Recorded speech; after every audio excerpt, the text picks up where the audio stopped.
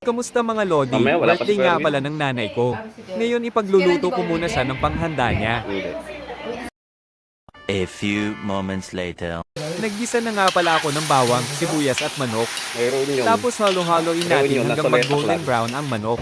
Tapos hintayin natin sandali, maghintay pa tayo, ilang segundo pa. Wow.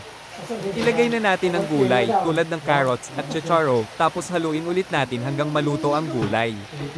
Pagkatapos, ilagay naman natin ang cauliflower, haluin ulit ito hanggang sa alam nyo na, hahaha, isunod naman natin ang oyster sauce.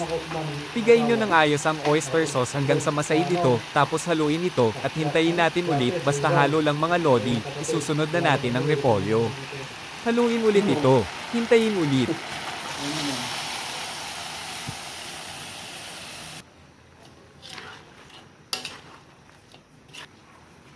Maglagay ng isang demokal na toyo.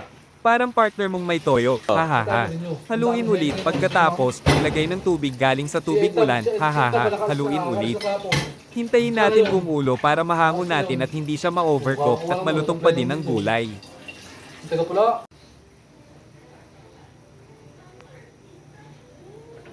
Pag nakulo na, at alam nyo okay na, hanguin nyo na at ilipat na ng lagayan, iwanan ng sabaw, dahil dyan natin ilalagay ang sotanghon.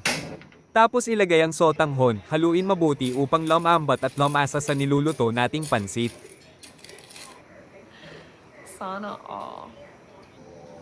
Pag malambot na, parang ganito, at luto na ang sotanghon, papalutuin, basta hindi lalabsak, pwede na natin ibalik yung ating ginisang mga lahok, tapos haluin ulit. Tignan ang toppings. Ang sarap naman ito. 3 days later. At sa huli, lagayan natin ng pangmalakasan na toppings, kundi ang lechon. Sarap naman. Hanggang dito na lang mga lodi. Oh my God! Wow!